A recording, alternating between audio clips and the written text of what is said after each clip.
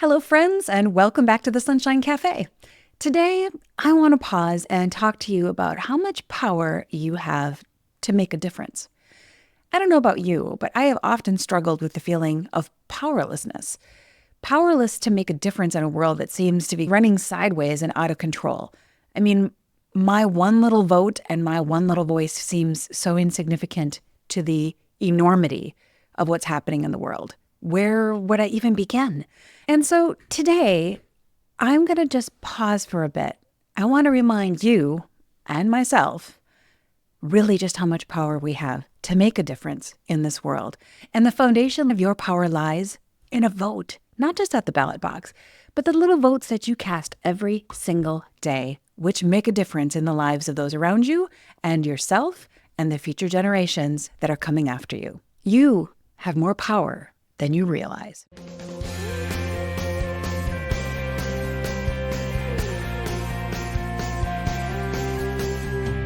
Welcome back to the Sunshine Cafe, where we pour positive back into your day, sharing stories from real people who have made it through some real struggles, but were able to restore their health, hope, and peace. I'm Lisa Roers, your host, and as a certified coach, I'm here to guide you to be your best self-advocate, to help you restore your health, ignite your faith, and conquer those fears while you navigate your own healing journey so you can eventually exchange your dis-ease for durability. If you're looking for hope and encouragement to live a life you love, then you're in the right place. Let's dive in. Hello, friends, and welcome back to the Sunshine Cafe. I'm Lisa Roers, your host, and today I'm diving into the profound power of a vote and how this seemingly simple action creates a ripple effect, not just in the election, but far beyond the ballot box. In case you weren't paying attention, or maybe somewhere along the line you just decided to shut off all your media inputs, which, by the way, I totally don't blame you for doing, here in America, we have a presidential election coming up just around the corner. In fact, just 10 short days from the airing of this episode. And I want to remind you and myself that we have more power than we realize. Now, I'm going to cover a couple specific things about elections in general, and then I want to dive into some other powerful ways that you can make a difference as you use your time, your actions, your dollars, your words to vote for a better tomorrow. So bear with me for a minute because I do feel it's important to clarify a couple of things about this upcoming election. According to our government's website, you can vote in an American election for president if you are going to be at least 18 or older by election day, if you meet the state requirements for registry, and if you're registered to vote in your state, except for some states. Like, I don't think North Dakota requires that. But you cannot vote in an American election for president if you are not an American citizen. Even if you're a permanent legal resident, you cannot vote in a federal, state, and most local elections as well. Although the rules do vary from state to state, you also cannot vote if you've been convicted of a felony or if you're currently serving time. That's one of the privileges taken away from you if you have been convicted of a felony. Some people who have mental disabilities may not be able to vote. Again, it will vary, of course, by the diagnoses you have and the rules that are in place by your state. And finally, citizens residing in U.S. territories cannot vote for president in the general election, which was a new one for me. I didn't know that. You can check out the link in the show notes here to learn more about voting eligibility. But I also want you to be aware of some penalties for voting illegally. And first, what does it mean to vote illegally? Well, from the FBI's website, it's illegal to cast a vote in the name of someone who's no longer living, or if a voter intentionally gives false information when they're registering to vote. For example, like if they say they're an American citizen when they're really not, or if they neglect to tell somebody that they are actually a convicted felon and they still try to vote. Number 2, it's illegal to vote more than once in an election. One vote, one person. So there are some schemes out there to get absentee ballots and try to vote more than once. Don't do that. It's illegal. So number 3, election officials who inappropriately use their office to benefit a particular candidate or a party.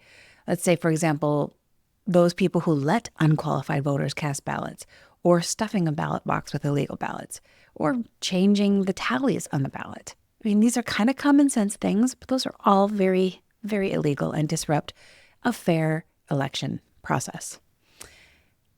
you cannot violate the civil rights of someone else in the process of voting either. You can't intimidate someone who's voting.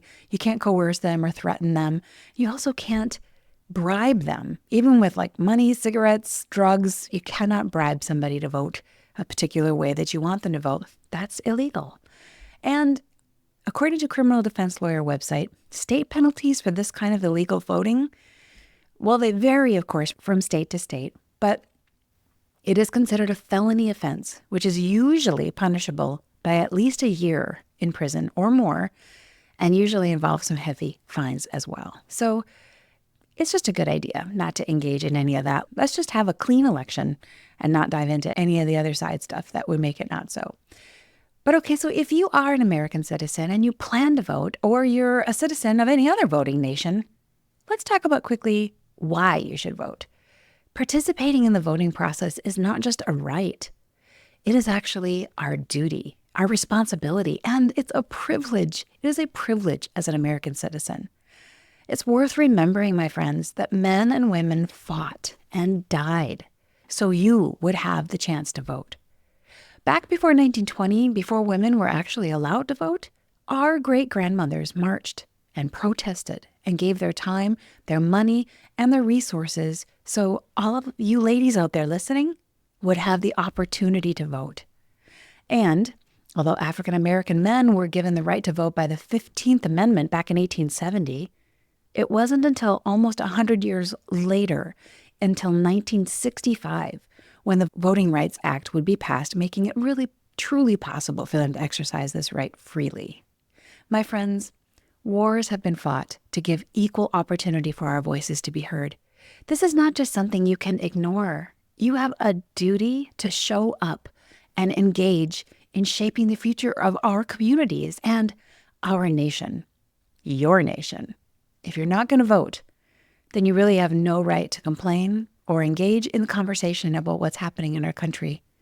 If you want things to get better, get engaged, participate, cast an intelligent and well thought out vote. And by doing so, you'll honor the sacrifices made of those who fought for our right to participate in democracy. It's essential for everyone to recognize that your vote, every vote, matters. History has shown us that elections can be decided by a surprisingly small number of votes. Therefore, when we choose to participate, we are contributing to a collective effort that can really lead to meaningful change. I know, it kind of feels like a meager, piddly thing to just circle in a little oval on a page, but it really is much more than that, my friend. Much more. You are participating in the most amazing democracy this world has ever seen. Voting is a privilege. Celebrate that fact and enjoy the privilege given to you. If you are legally able to vote, get out and do it. Let's embrace this responsibility and encourage others to join us in the voting process to ensure that our voices are heard and the impact is felt. But beyond the ballot box, I want to highlight for you that our ability to make a difference is not just limited to coloring in those little ovals printed on our ballot sheet. We have the power to influence the world around us every single day with the ways we vote with our actions. Some people view voting as just a singular event that takes place every few years, but in reality, you're casting a vote every single day. Every time you choose where to spend your money, how we decide to treat others, what things we support, what words we use, and what actions we take, those are all ways to cast votes for the kind of world we want to see. If we desire more kindness and more encouragement and positivity, then we need to take more action with kindness, encouragement, and positivity. Let's think about it this way. When you make a purchase at a store, for example, or any marketplace, you are casting a vote for that product, that business, and frankly, that business's practices. For example, if you chose to buy Kellogg's Fruit Loops, for example, the version made in the US, which is laden with food dyes that are actually outlawed in most other countries, and those same food dyes are scientifically proven to be hurting growing minds and bodies of our little ones. If we choose to still buy that product, then we are rewarding that business with our dollars, and we are, in some way, asking them to make more. Same with any of the other GMO or genetically modified foods, processed boxed foods, or any other toxic-laden foods which are making our fellow Americans sicker and sicker. If you want to be healthier, if you want the country to be healthier, if you want more of those options available to you and your children, then you need to be willing to vote with your dollars and purchase more organic and healthy food options.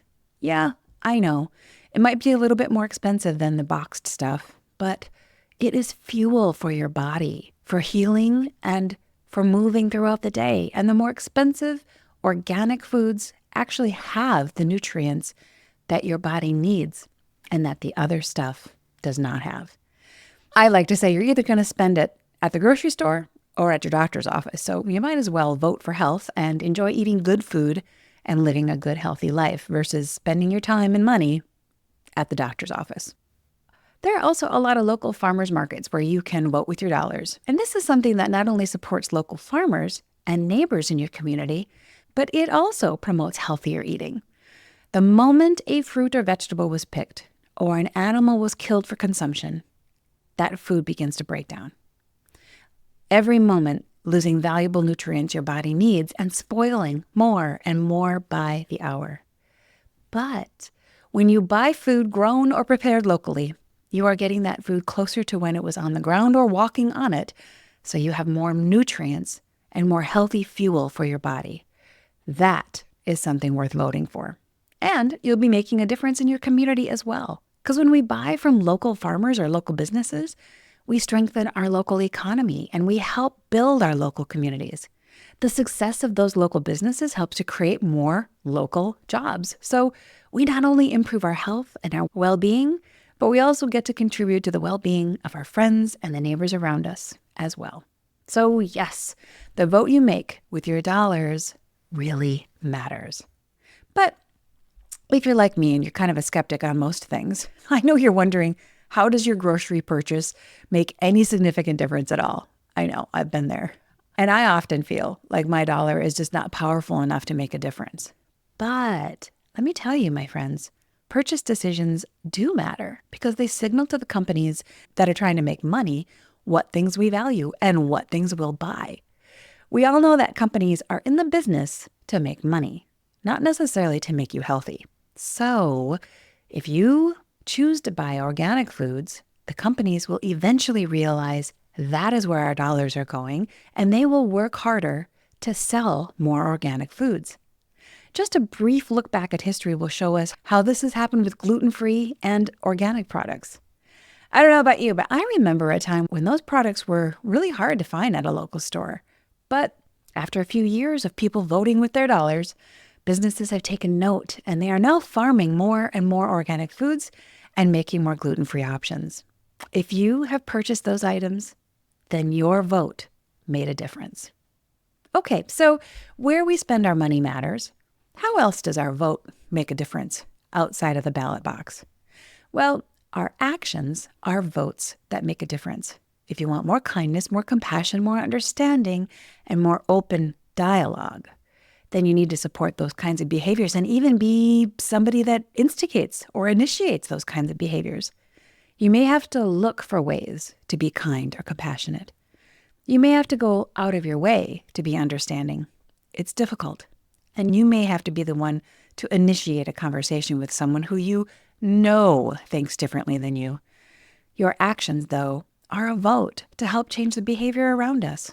Is it hard? Yes. Is it worth it? Heck yes. Try some simple things like stop, look around you, lift up your head, get out of your phone, look around and smile at a stranger, hold open a door for someone, ask a neighbor if they need some help, make a comment about the beautiful weather to a stranger at the grocery store, or pick up some garbage that flew out of someone's bin and onto the ground. You can create a ripple effect with every small act of kindness you do, which just might inspire others to do the same. And before we know it, we've created a ripple effect that does make a difference. How amazingly transformative would that be? So quick story on this. My family and I had the opportunity to fly overseas. And when we landed late at night on the way back, I don't remember what time it was. It was in the middle of the night with the time change. But We entered a customs area and we proceeded to line up to get our passports checked. Well, after 8 hours of being on a flight, I was really quite happy to see a regular restroom. So as I made my way over to the restroom, right above the door was this big sign painted on the wall that said, "Welcome to the USA," as if the restroom was some kind of a portal to bring you into the United States. Well, I walked in and the floor was covered with toilet paper scraps and crumpled paper towels. There was so much garbage on the floor in that bathroom that my first thought was, welcome to the United States? Is this representative of my country? Is this what I'd want to come home to?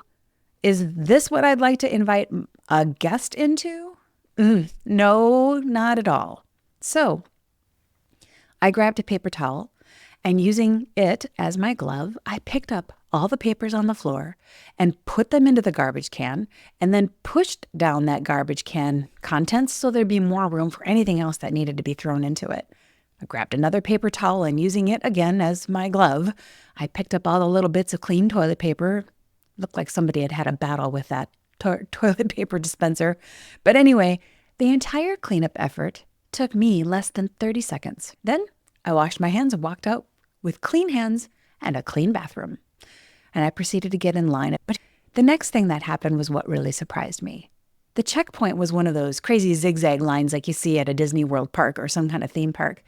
And when my family and I were double backing on the zigzag line, there was a woman next to me in the line going the other direction. And she pointed at me and said, a little louder than I wish she had, "There she is. That's the woman I was talking about." This woman proceeded to thank me for picking up the paper in the bathroom.